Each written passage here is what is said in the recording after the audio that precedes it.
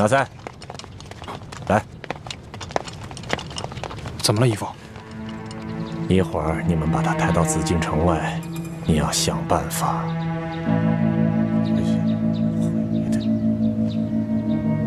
明白吗？义父放心，这事儿包在我身上。去吧。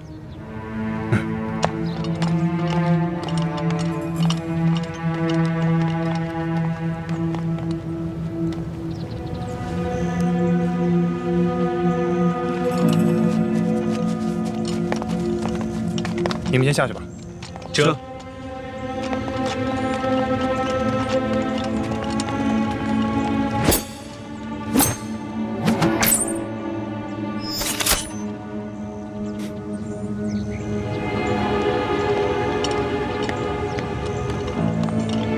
统领大人。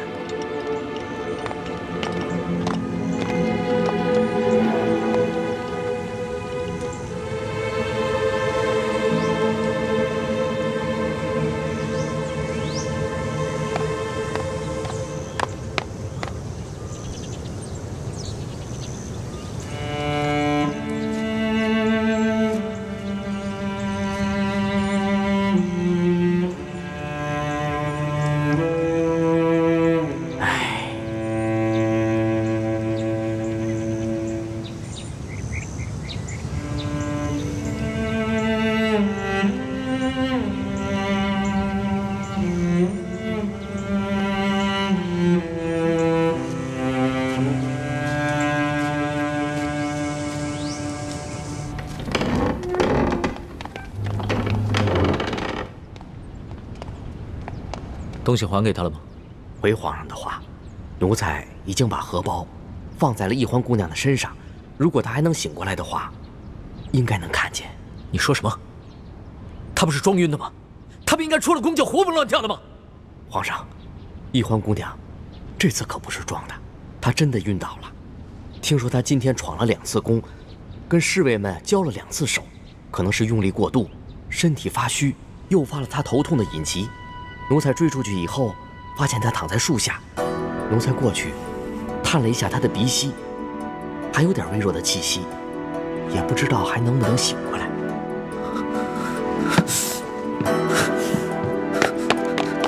哎，皇上，皇上！哎，皇上！皇上恕罪，慢着点，皇上！皇上！怎么了，左大人？快，皇上怎么了？喂，回头我再跟你讲，左大人，我得伺候皇上去。皇上，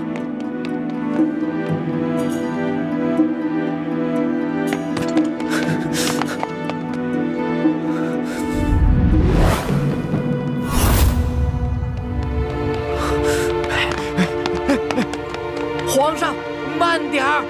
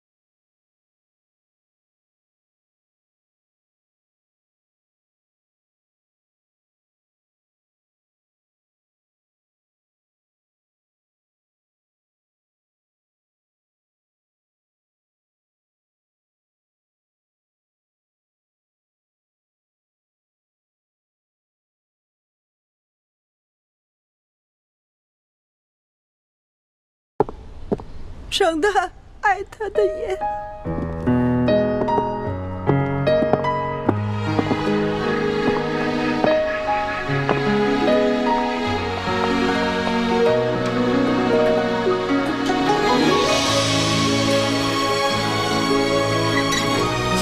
李焕，朕命令你现在就给朕醒过来，醒过来，不然朕就杀了你！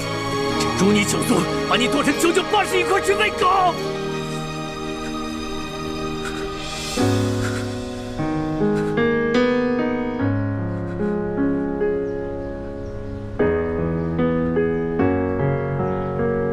骗子！你这个骗子！你必须给朕醒过来！然后告诉朕为什么？你骗就骗吧，装就装吧，这回你可朕来真的了啊！你要死也给朕死得远一点，别让朕看见你啊！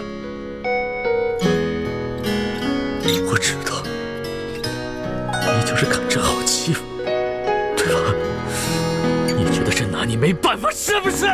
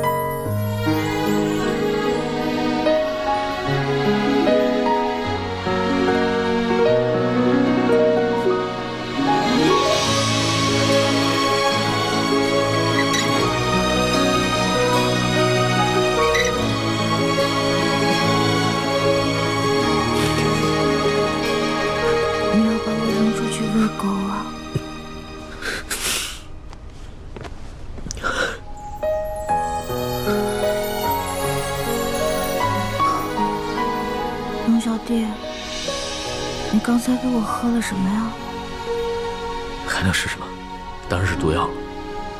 毒药不是甜的吗？喝的这个不光苦，还很涩。要是毒药的话，还有没有啊？再给我多喝点吧。我现在这样半死不活的，好难受啊！朕就是要你难受，和朕一样。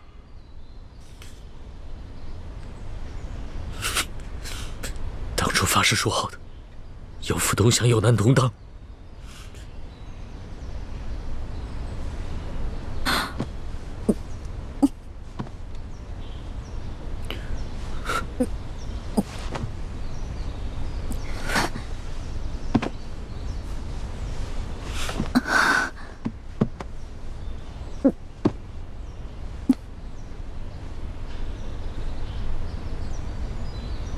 你不是说你不想再见到我了吗？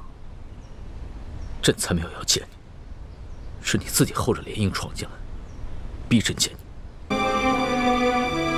你回去之后，是否有履行对朕的承诺，劝降李定国等人？当然。骗子！那晚我跟你回宫以后，你是否履行了对我的承诺？放了朱哥哥？当然。骗子！所以你才会找借口跟我翻脸是吗？朕要和你翻脸，还需要找借口吗？你本就是反党，既然无心归降，那你就是朕的敌人。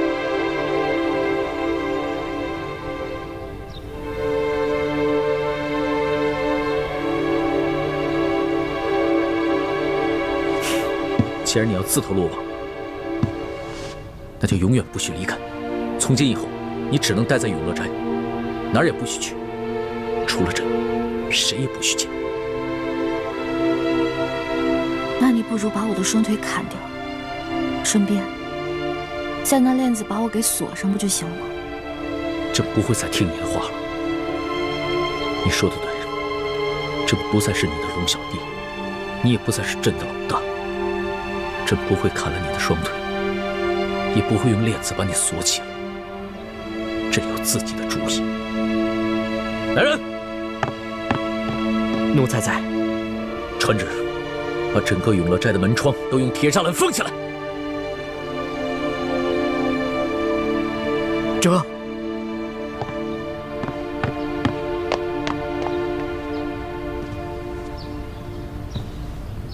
从今以后，在这个永乐斋，朕会每天给你送各式各样的好吃的，各式各样的华服。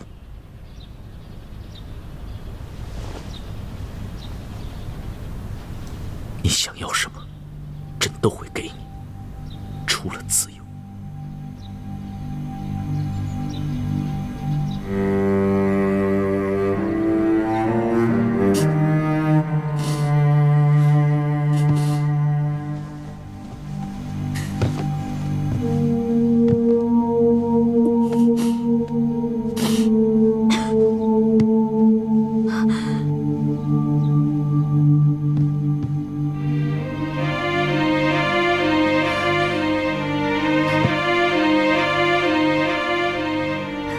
奴婢谢皇上恩典。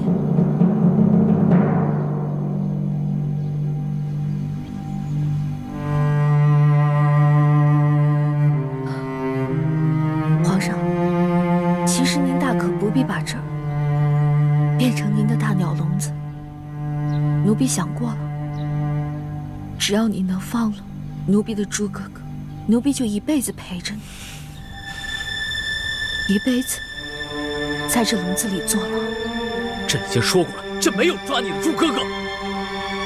这不是你谎话张嘴就来。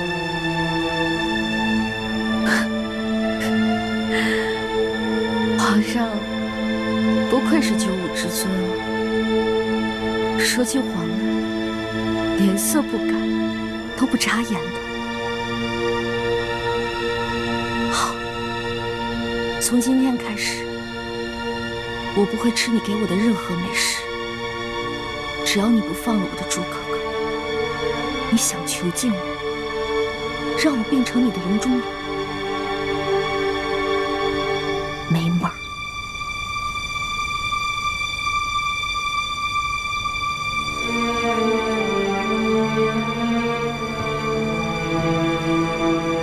李焕，不要挑战朕的耐心。好，那我们就再赌一把，看谁能赢。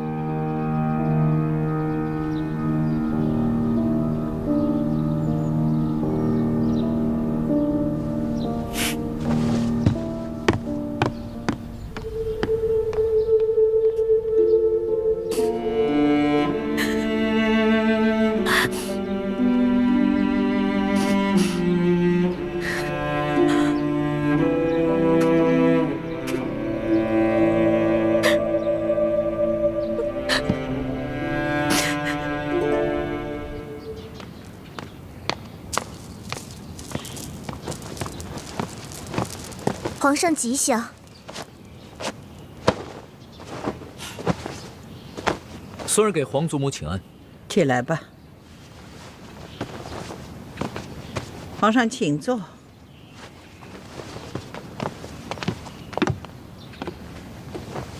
听说这个李易欢又闹绝食了。他口口声声说朕抓了朱慈轩，逼朕要人。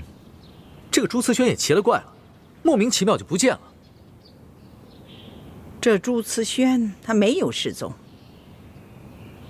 他是被关在天牢里了。什么？朱慈轩在天牢里？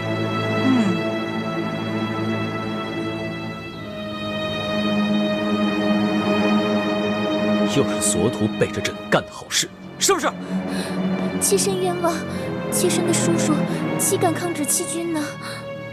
皇上，你不要把皇后给吓着了。这跟索图也没关系，是哀家下的懿旨，让叶赫父子去办的。皇祖母，你……皇上，老太婆并不想干政，可是老太婆不能看着你养虎为患。至于这个小丫头李玉欢，一个女流之辈，你要留就留着吧。但是这个朱慈轩就不同了，他不仅是文武双全，而且他是前明的太子，身份特殊，哀家断不可留。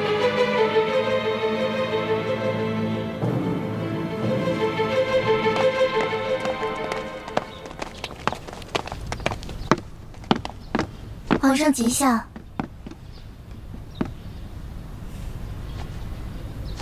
你们都退下吧。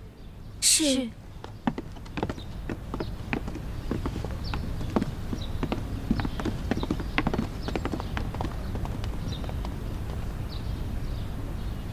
你在缝什么呢？嫁衣，也是寿衣。那日没能跟朱哥哥拜堂成礼，如果皇上肯恩准我穿着这身嫁衣，跟朱哥哥一起上刑场的话，那奴婢感激不尽。如果皇上不肯恩准的话，那奴婢只能穿着这身嫁衣，去黄泉路上，跟朱哥哥相会，完成那日未完成的婚礼。你这是真跟朕犟上了。皇上贵为天子，可以为所欲为，乃至掌握了世间所有人的生杀大权。不过，皇上，您只能杀了我这个乱党，却不能阻止我这个乱党自杀。朕跟你说过了，朱慈轩不是朕下令抓的，是太皇太后下的懿旨，是你的叶哥哥执行的，与朕无关。我知道，而且我还知道，7日以后，太皇太后就要处决我的朱哥哥。不过我不怨皇上，我的生死跟皇上也没有关系。我只希望我能挨得过这7日，可以跟我的朱哥哥一同共赴黄泉。你为何要如此逼朕？你有没有在乎过朕的心呢？在乎过皇上的心？没有，从来没有。就算为皇上挡刀子，救皇上的命，那也不过是演戏罢了。不过您不用生气，再过7日，等奴婢死了之后，这世上就再也没有人敢惹皇上生气了。离婚，朕恨你，朕恨不得一口一口生吃了你。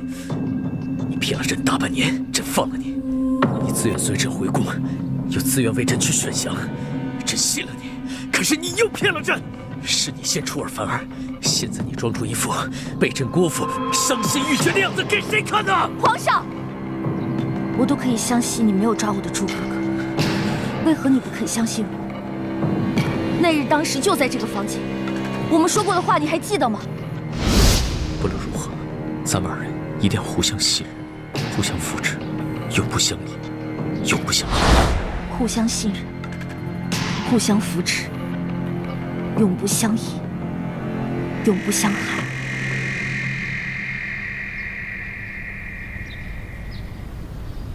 这次你真的没有骗朕。其实答案根本就不在我的嘴里，而是在皇上的心里。不过我有没有骗你，你有没有骗我，这都不重要了。反正皇上也救不了我，救不了朱哥哥。来人！奴才在。传耶和那拉莫生。这。李欢，今日你可敢在此与你的叶哥哥当面对质？为何不敢？如果证实了皇上冤枉奴婢的话，能否放了朱哥哥？一个一心求死的人，没有资格跟朕讨价还价。先把饭吃了再说。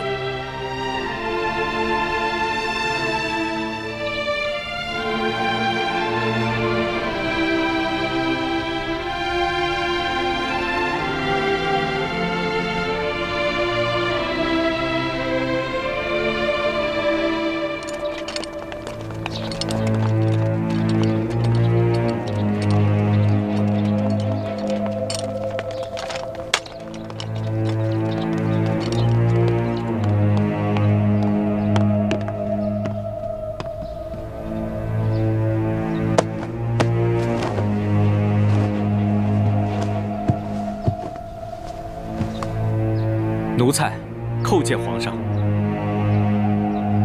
凭什么？谢皇上。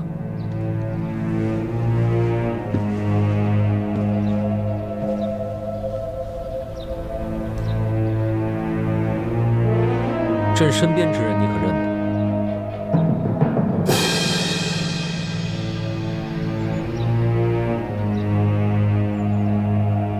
得？认识。此人乃明中国乱党李义欢。现在，当着李欢的面，你给朕说一句实话：那日在慈宁宫中，你父之言可有欺君？这，若是你现在说出实情，朕还可以借我不救；若你还想着欺君，那你就是罪加一等。皇上开恩，奴才的阿玛并非有意欺君，只不过因为太皇太后有懿旨，所以奴才的阿玛才不得不隐瞒实情。把你知道的事情都说出来给朕听听。奴才遵旨。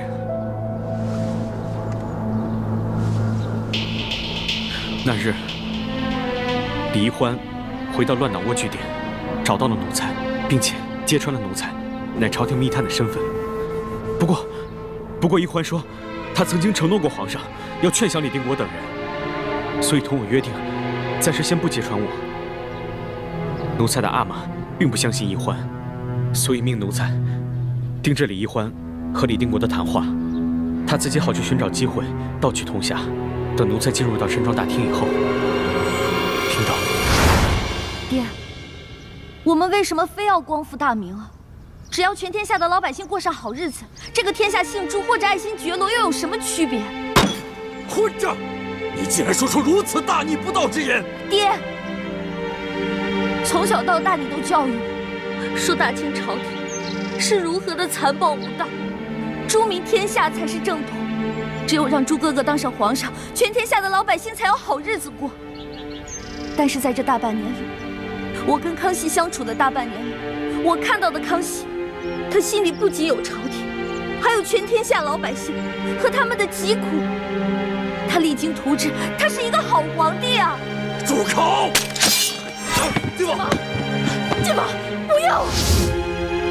当时李定国十分愤怒，差点就要杀了义欢。至于后来奴才父子身份的暴露，其实也是因为樊篱根据过往之事加以推敲，与李义欢并无关系。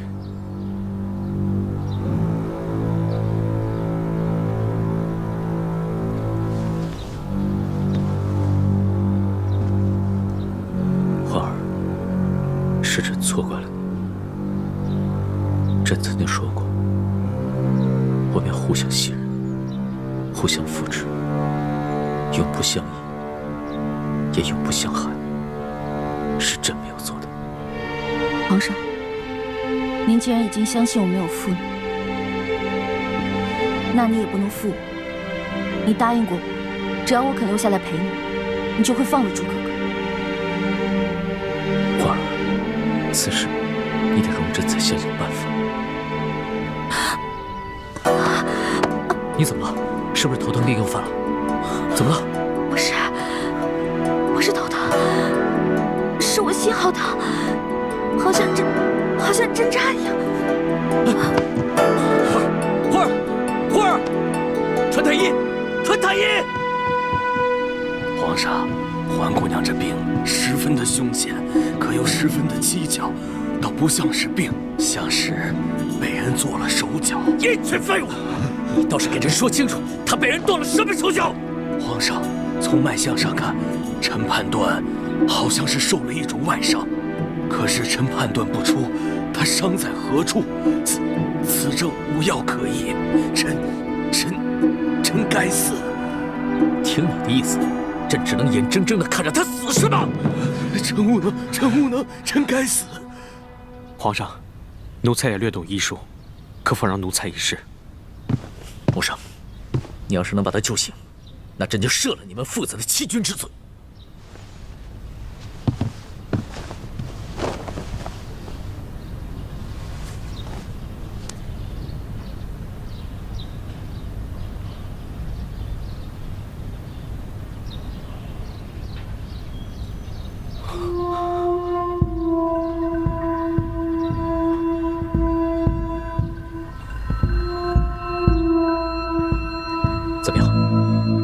现没有？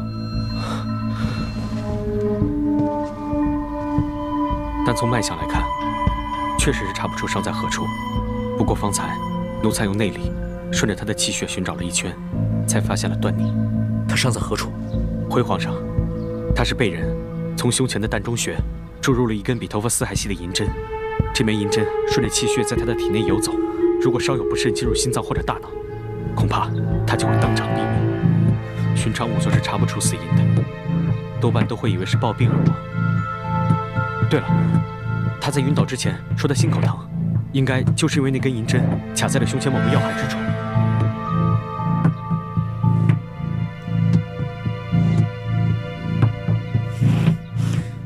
那你有什么办法可以救他？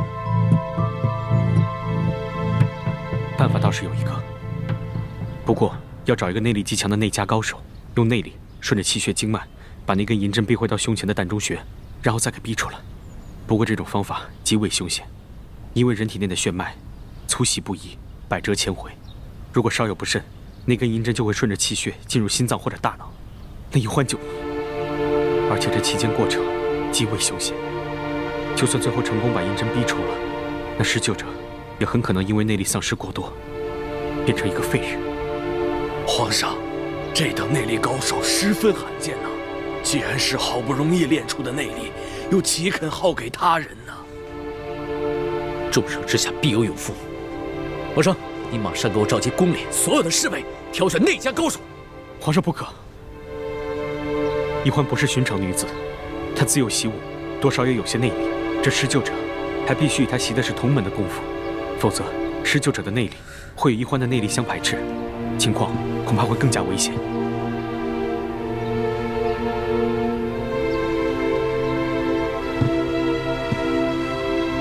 皇上，你也是从小在明珠谷长大，跟宜欢学的是同门的功夫，你也算是个内家高手，你可愿意为宜欢牺牲？皇上，奴才的命都是你的，又怎会吝啬这些内力呢？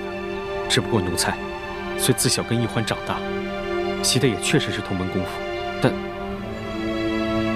但奴才私下里还习了阿玛祖传的家传内功，所以奴才的内功与宜欢也并非完全同路。这么说，连你也没有办法了。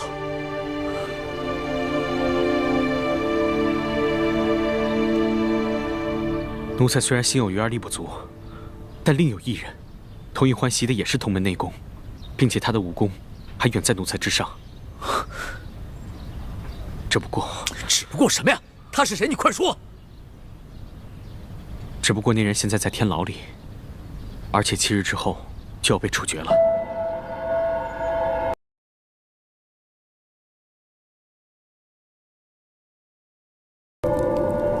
朱思轩，你的伤势怎么样了？多谢关心，已无大碍。你知道今日朕为何前来吗？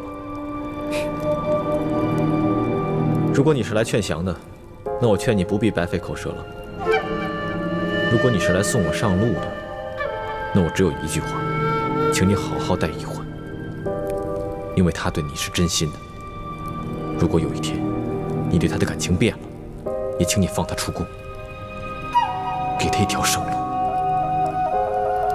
你待宜欢，倒真是用情至深，也不忘他2度闯宫，求朕救你。朕今日来，既不是来劝降你，也不是送你上路，只要带你去见见宜欢。你居然肯让我见宜欢？老实说，宜欢对你也有一种很特殊的情愫。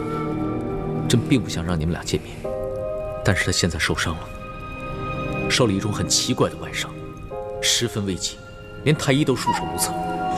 也许只有你能救他。宜欢现在怎么样？快带我去见他。朕会带你去见他，但是有一件事你必须要明白：就算你救了宜欢，朕也无法违抗太皇太后的旨意赦免你，你依旧要死。你以为我会用宜欢的命谈条件吗？那你妹妹也太小看我和我对宜欢的感情了。好，希望朕没有看错。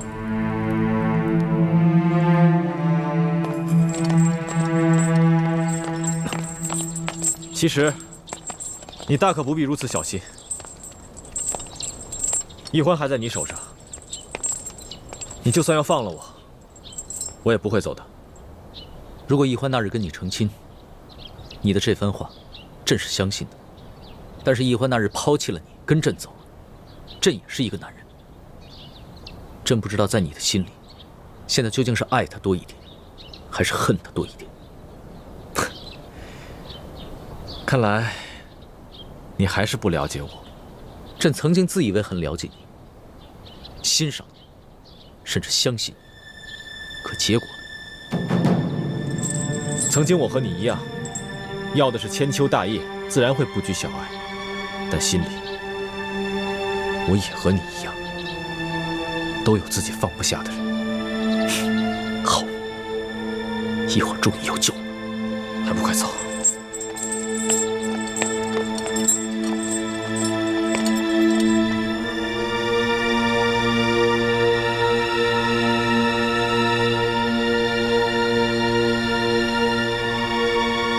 怎么样？你可有把握？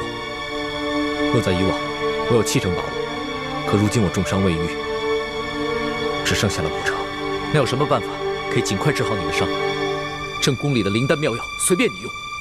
来不及了，银针随时可能顺着他的血脉进入心脏或者脑中，已经等不及我慢慢养好伤了。皇上，他重伤未愈，便为易欢疗伤，已经不仅仅是冒着内力全失变成废人的风险，可谓是九死一生。朱思轩，你到底是救还是不救？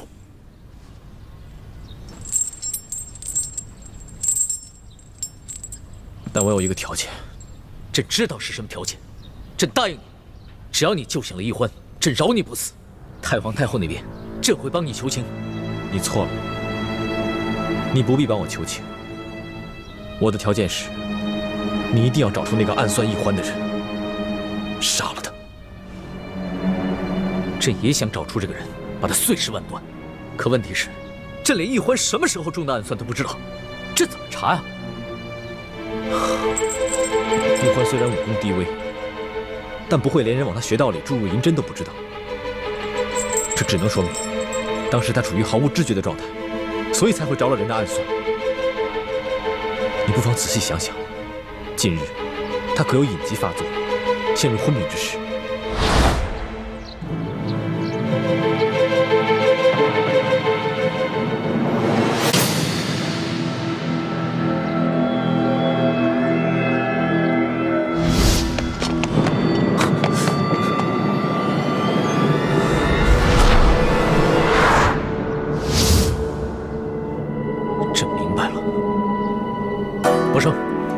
把那日易欢宠宫突发隐疾之后，把她嫁出去的那几个侍卫统统拿下。这，慢着！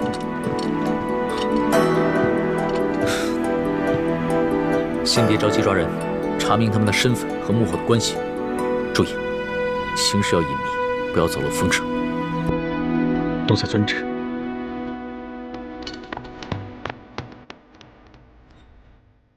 那些侍卫都是跟随已久的心腹。很清楚你对易欢的感情，在未获你的明旨之前，如何敢轻易暗算易欢？这只能说明他们是受人指使。朕明白，待朕查明真相，一定会给你一个交代，也为易欢免除这个后患。好，我相信你。我此番施救，已是九死一生，纵然侥幸活下来，太皇太后也会处死我。到时候，我再也没有能力保护易欢了。玄烨，答应我，好好保护易欢。如果有一天你对他变心了，也请你放他一条生路，让他走了。好，朕答应你。那好，我现在可以放心的施救了。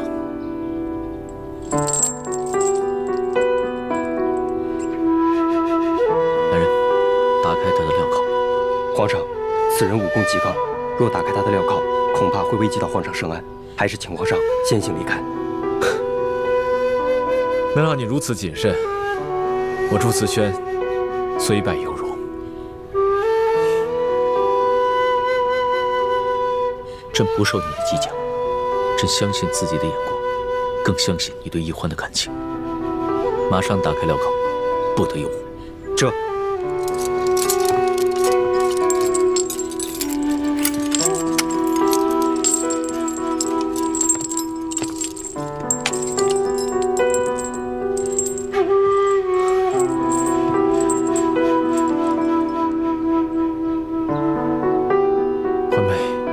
虽然你心里已经没有我这个朱哥哥，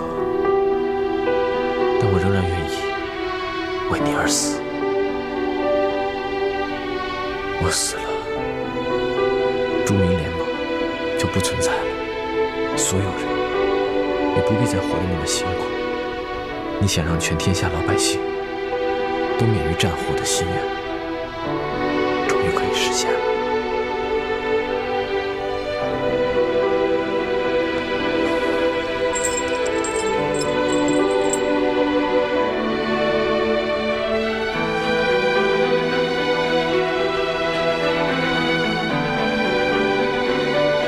出去吧，不要妨碍我为他疗伤。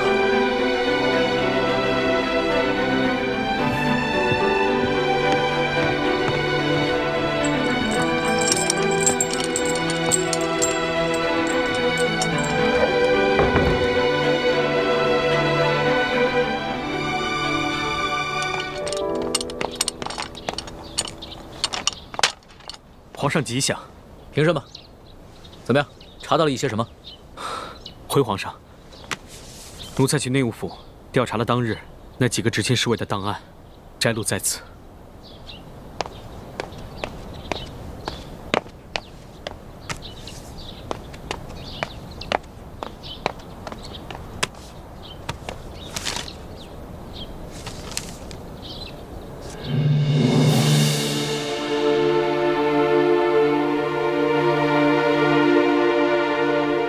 皇上。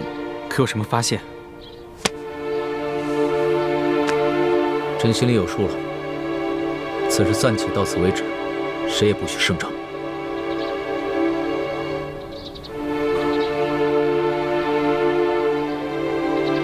奴才遵旨。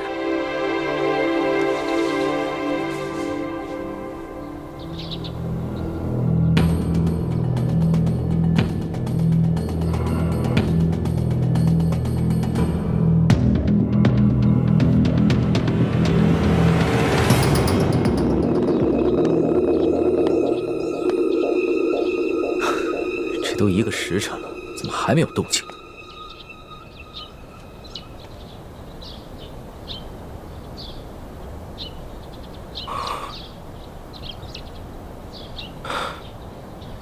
华生，你看起来也很担心易欢呢。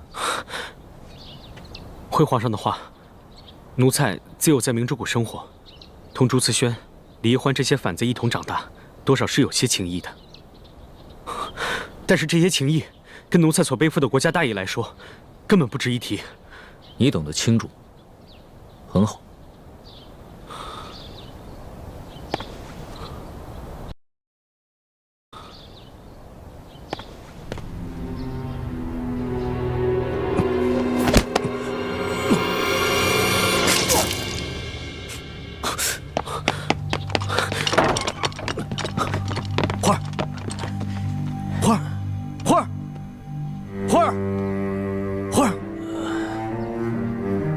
你不必担心，他已经没事了。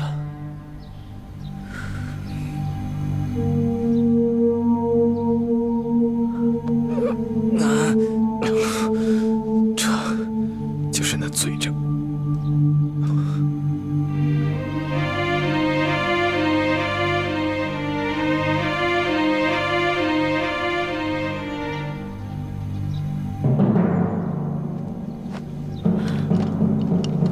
你放心吧，朕绝不会放过伤害易欢的凶手。好，我放心了。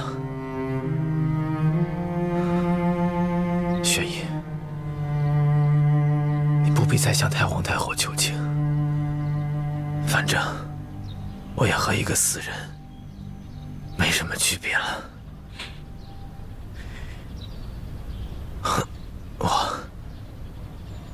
还有一件事求你，说吧，朕一定会帮你做的。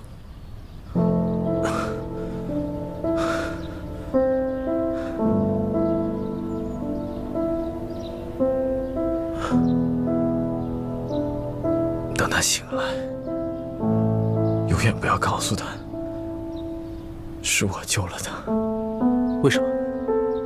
其实欢美心里对我未尝没有情意。如果不是你的出现，我和他会是一对神仙眷侣。不过，既然他最终选择的人是你，我又何必让他难过，让他纠结？你现在明白了，我不仅才智不输于你，我对易欢的爱更远胜于你。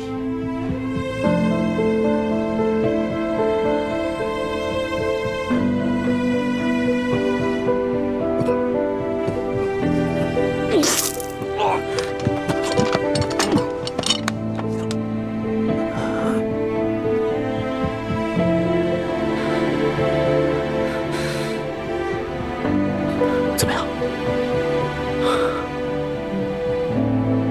他已经内力全无，变成一个废人了。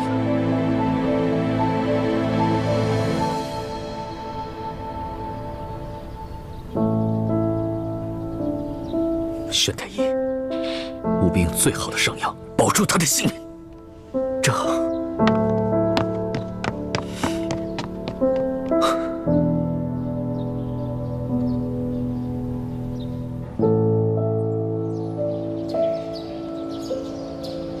这朱慈轩肯舍命救这李玉欢，那是他们自己的情分，可不是看在你皇上的恩情上。于公于私，于情于理，他们都是皇上不共戴天的敌人呢。皇上，你却心软了。皇祖母，孙儿不是心软，孙儿就是觉得吧，眼下朱慈轩已经是一个废人，这杀与不杀，都已经无碍大局了。我们可以像捐进鳌拜一样，把他给捐进起来。只要他不死，这朱明联盟的人就不敢轻举妄动，也就不会轻易闹事了呀。哀家跟皇上想的不同，他是前明最后一个太子，只要他还活着，哪怕是他是一个废人，那他也是这反清联盟的一面旗帜。只有杀了他，彻底断了那些乱党分子的念想，方是上策。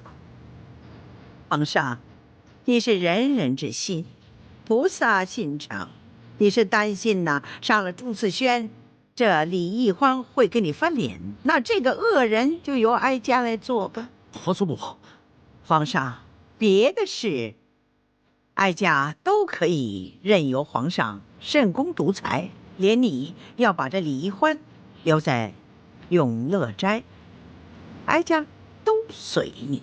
但你要知道，这已是哀家的最后的底线。再过6日，必须把这朱慈轩押往菜市口，明正典刑，永绝后患。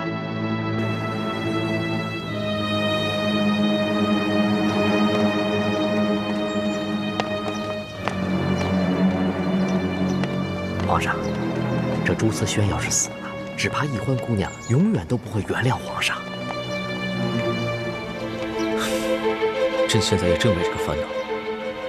老东西，你有没有什么办法？办法倒是有一个，不过请皇上体恤奴才，千万别说这个办法是奴才说的，要是太皇太后知道了，饶不了奴才。你放心吧，朕身边也没几个会办事、能办事的人才。再说了，从小就是你伺候朕长大的，没了你，朕也会不习惯。多谢皇上体恤。其实奴才这个办法挺简单的，4个字：李代桃僵。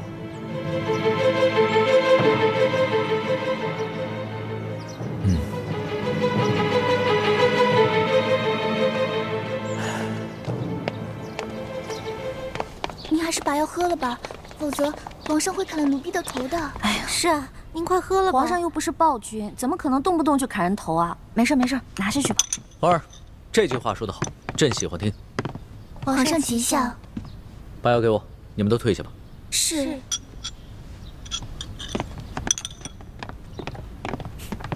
皇儿，来吧。我都说了，我已经好了，你别再给我喝这些苦了吧唧的东西了，行吗？你要是想知道你朱哥哥的消息，那就把这碗药给喝了。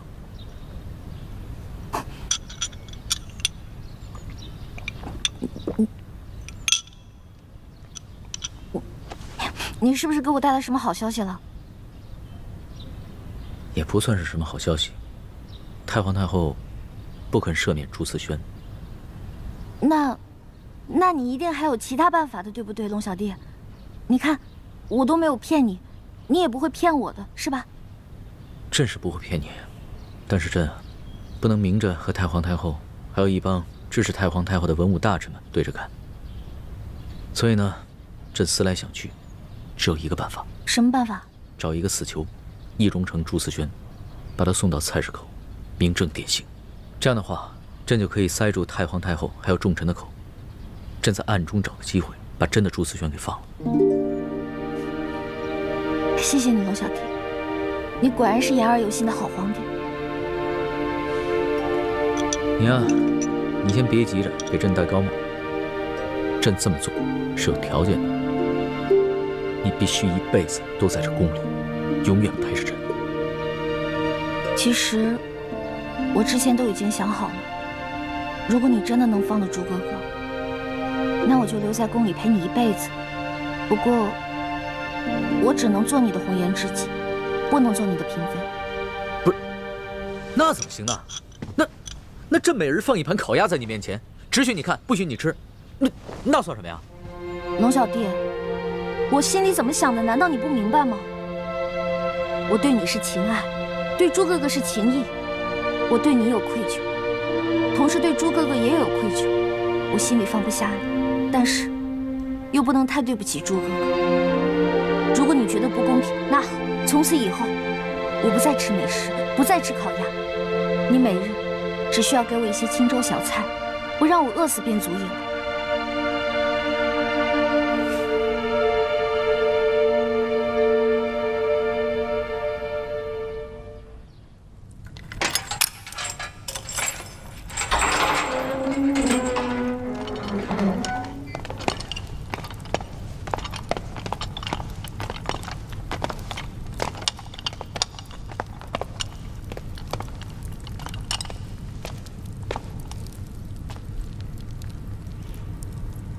为什么还给他带着镣铐？还不赶紧去了！这。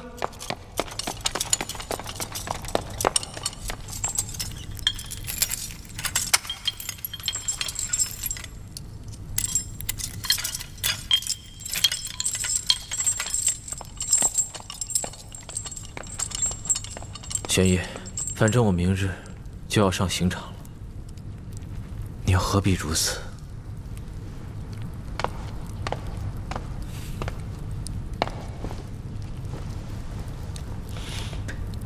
朱慈轩，你我虽是不共戴天的仇敌，又是情敌，但你我二人也算是惺惺相惜的知己。尤其是你救了易欢，朕的心里很是感激。我救易欢，是我跟易欢的情分，与你无关。不过你别忘了，你承诺过我，要找出那个暗算易欢的人，杀了他。为易欢除掉后患。那个人朕已经查出来了，但是朕现在还不便对他动手。你自诩天子，却言而无信。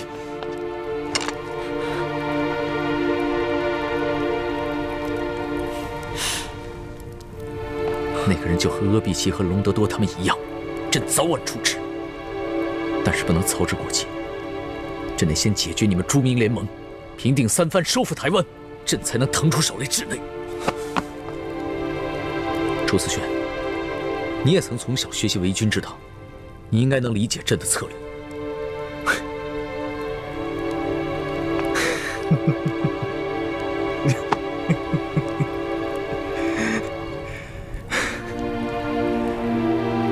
雪姨，你觉得我还会相信你吗？你不相信朕，朕的心里很是遗憾。但假以时日，朕一定会证明给你看，什么才是帝王之心。我等不到那一天了，你去证明给一欢看吧，别让他对你太失望。谁说你等不到那一天？朕已经答应一欢，今夜就放你出宫。所以，朕此次前来，算是提前为你送个行吧。你要放了我？若是没有你这样的敌人来见证朕的文治武功，那朕为帝的乐趣岂不是要大打折扣？但是，朕也有一个条件。我说过，如果你是来劝降的，那就免开尊口吧。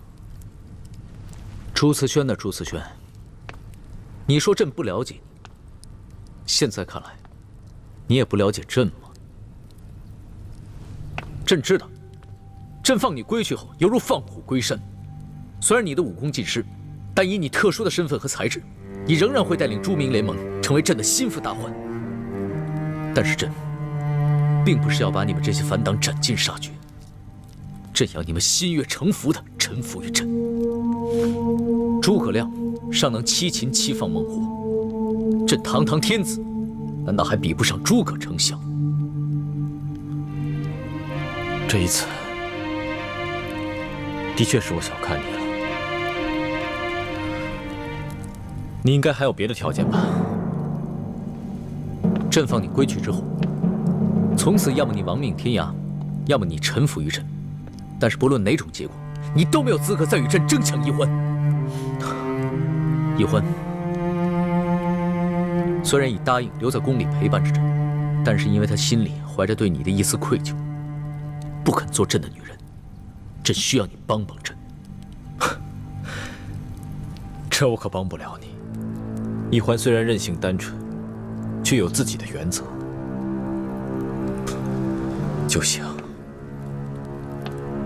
我无论如何也不能让他放弃对你的爱与信任，你也无论如何都不能让他放弃对我的情谊与尊重。你不是口口声声说你比朕更爱一欢吗？既然你都不想让他知道是你牺牲自己救了他，既然你都不想让他为难与纠结，那你为何不做得彻底一点？既然你都知道你们今生再无可能，那你为何还要在他心中强占一席之地？朱思轩，朕和你不一样，朕是天子，无论是江山还是美人，朕都无法与任何人一起分享。如果一欢他不全心全意地对朕，那朕还怎么全心全意地对他？这后宫就犹如朝堂，那危机四伏之地。你让朕杀了暗算一欢的那个人，就真的为他免除了所有的后患。你错了，唯有朕的真心，才是对一欢最好的护身符。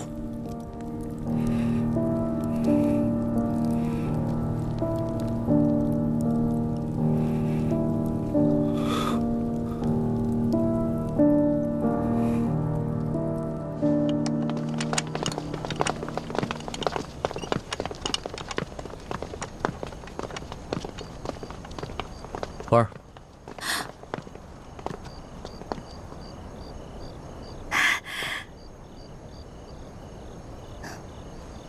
人你也亲眼见到了，也该放心了吧？龙小弟，能不能让我单独跟我的朱哥哥说几句话呀？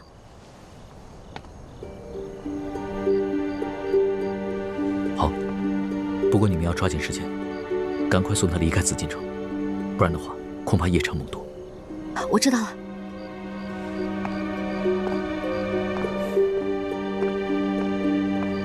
去吧。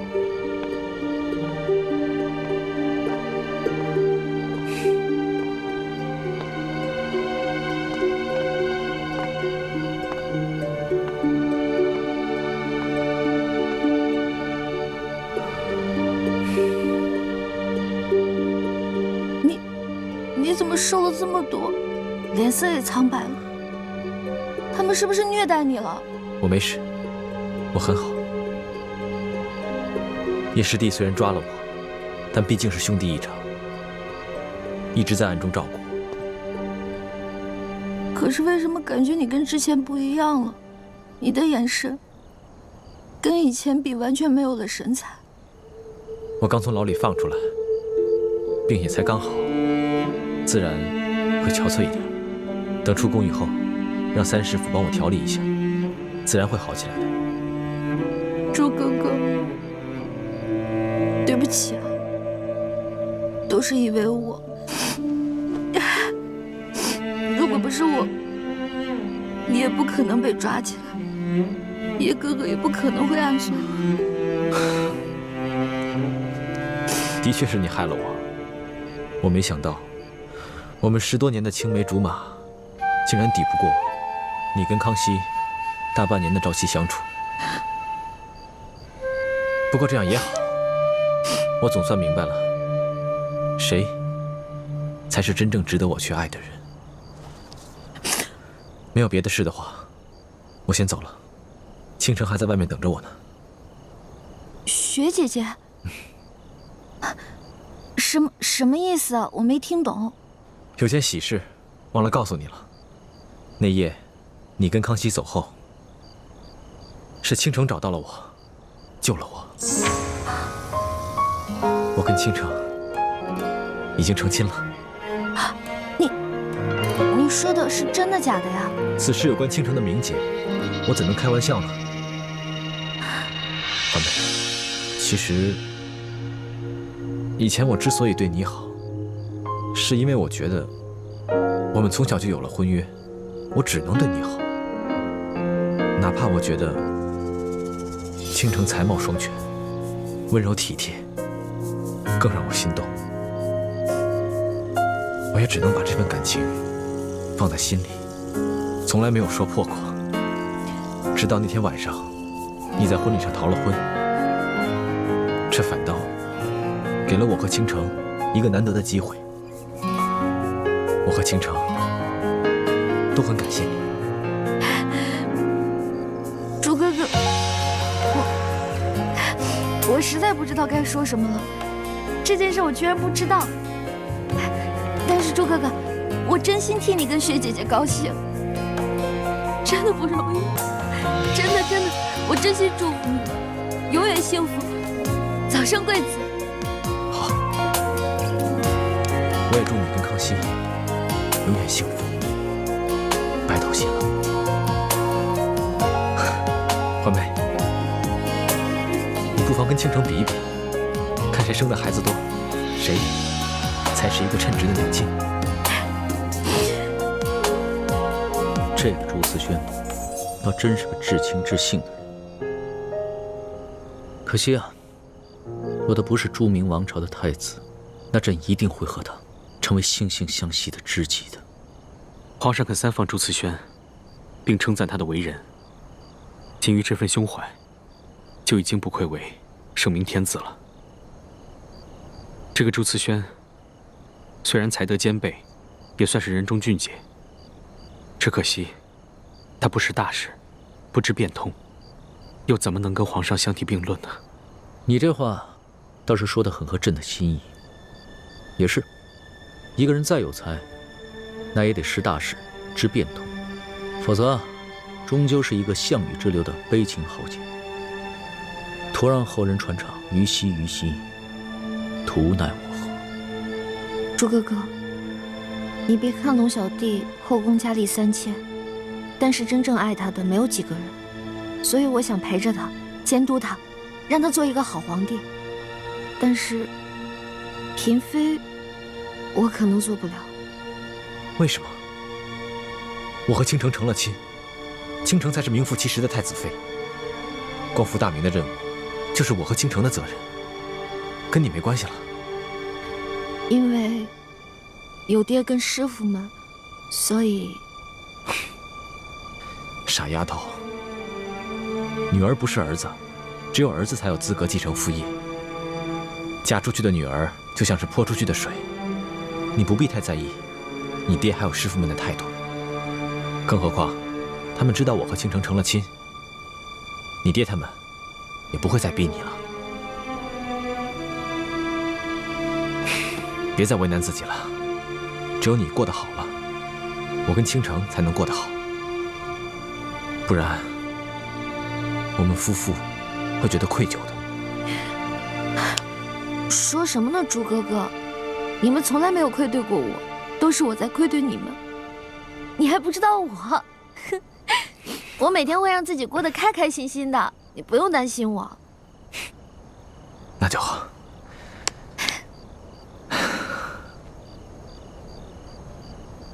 那我们就此别过，各自珍重吧。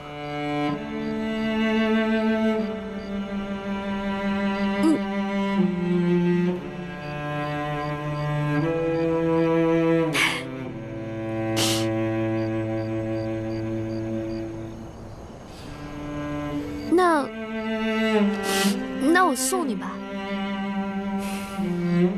不用了。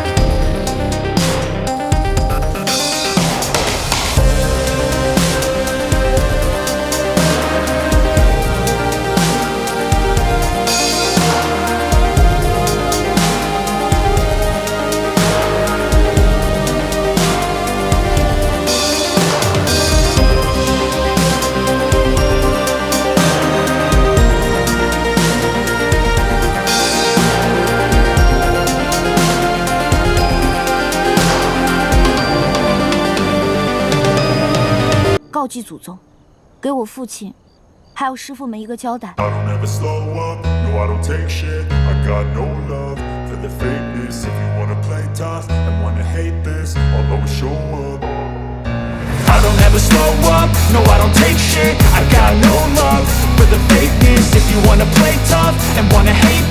I'll always show up and make a statement. I don't ever slow up, no I don't take shit. I got no love for the fakeness. If you wanna play tough and wanna hate this, I'll always show up and make a statement. Everything I do so instinctive and so passionate. Every word I move so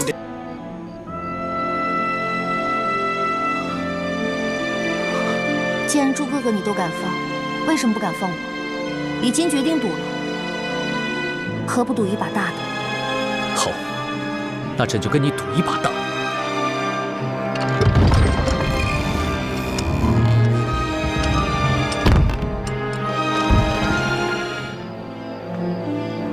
你拿着这面令牌，下次进宫见朕的时候，就不会有人阻拦了。龙小弟，我一定会回来的。记得我们的约定，互相信任，互相扶持，永不相疑，永不相害。我走了。走吧。朱哥哥，走吧。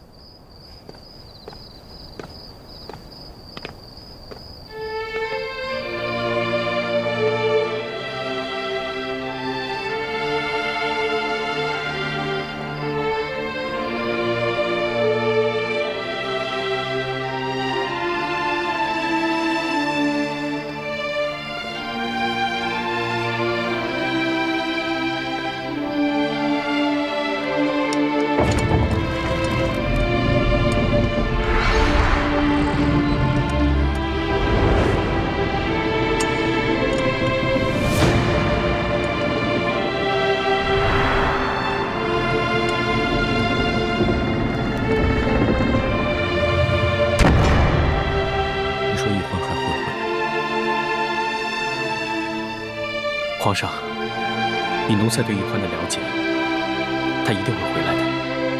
朕又是在一场豪赌。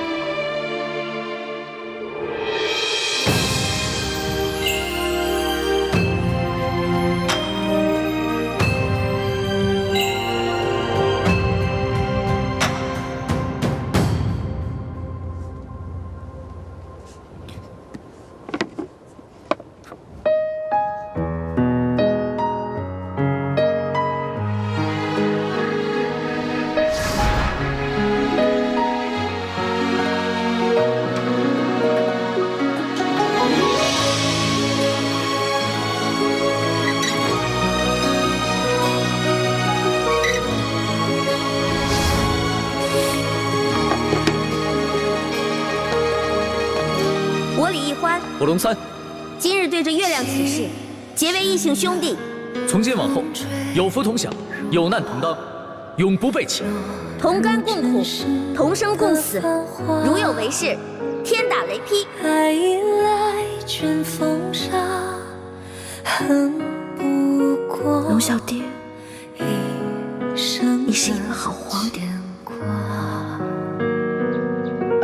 经过的星辰如马，望不穿雨中的他。这一生月光花，能否带他舍得心归家？愿做他掌上的明珠，献上我纯真的祝福。回忆中的路，开满花簇，绽放半世的光速。愿做他掌上的明珠，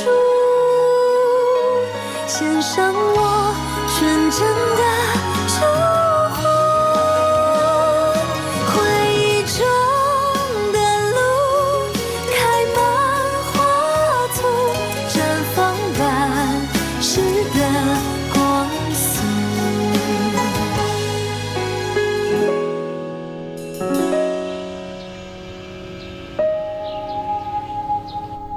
什么？皇上罢朝了？是啊，太皇太后，已经3日了。自从皇上亲政以来，还从未如此荒废过朝政。这3日，皇上不仅不上朝，还把自己关在乾清宫中，谁也不许进去，谁也不肯见。想不到，哀家最担心之事，还是发生了。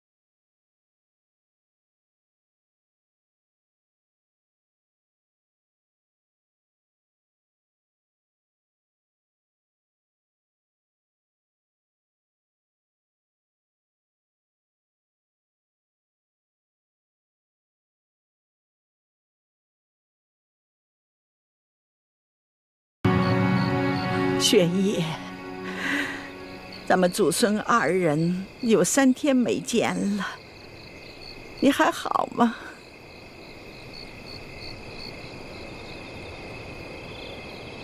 皇上，能不能开开门，咱们祖孙俩说说话？既然你不开门，那就隔着门说2句，可以吗？玄烨呀，你现在这个样子，让祖母不得不想起你那皇爷爷。记得那是崇德6年9月13日，你皇爷爷镇守嵩山呢，指挥8旗子弟浴血奋战呢。不料忽得听闻，哀家的姐姐海兰珠病倒了，她竟然不顾一切要返京。这一路上不休不眠呐，真是日夜兼程啊！终于在第5日，他终于赶到了京城，可是却没有见到海兰珠。他心情大痛啊，又是不食不眠呐，昏迷不醒啊。虽然被太医救起，可是他言语混乱，形同疯癫。就这样，不久抛下了祖母和你那可怜的6岁的阿妈一走了之。你听得明白？玄烨呀，那还是大清出兵的时候，朝野上下呀是危机四伏。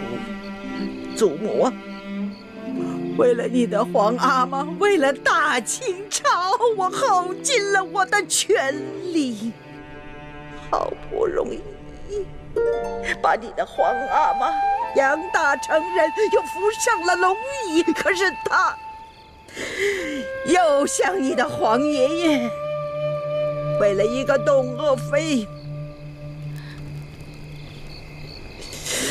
一言难尽呐。祖母说不下去了，他仅仅24岁呀，又抛下了祖母和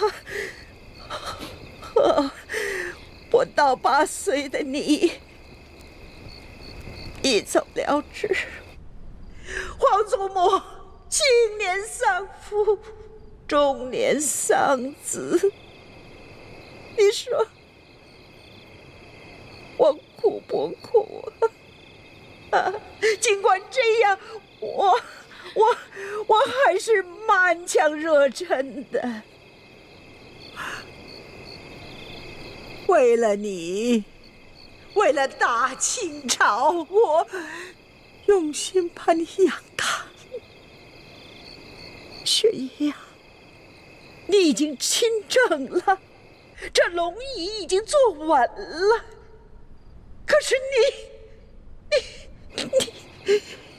为什么还要步他们的后尘呢？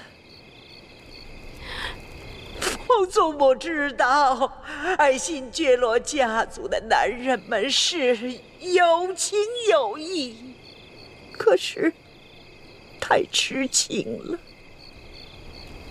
你要知道，你是一国之君呐，你要为你的臣民，为了你的大清朝去着想啊，皇上。你如今连个子嗣都没有，难道从今往后，我们祖孙两个，让后人去唾骂我们作为千秋罪人呐！皇上，请开门吧，皇上，皇上，宣爷。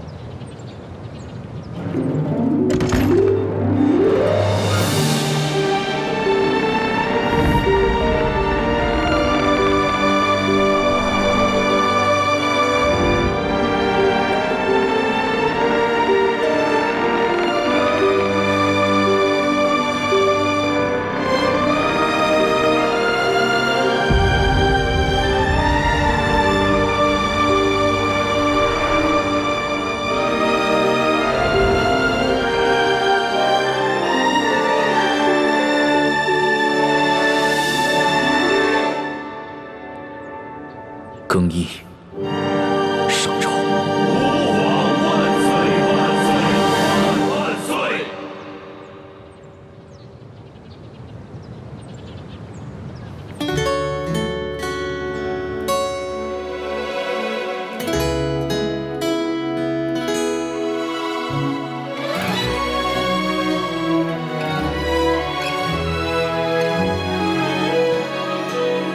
春秋两岸，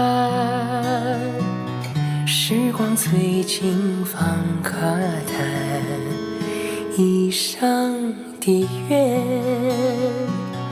将心留于人世间。手握乾坤，仙风女子在云端。花开之间，留蝴蝶掌心清泉。天与地开在眉间，弹剑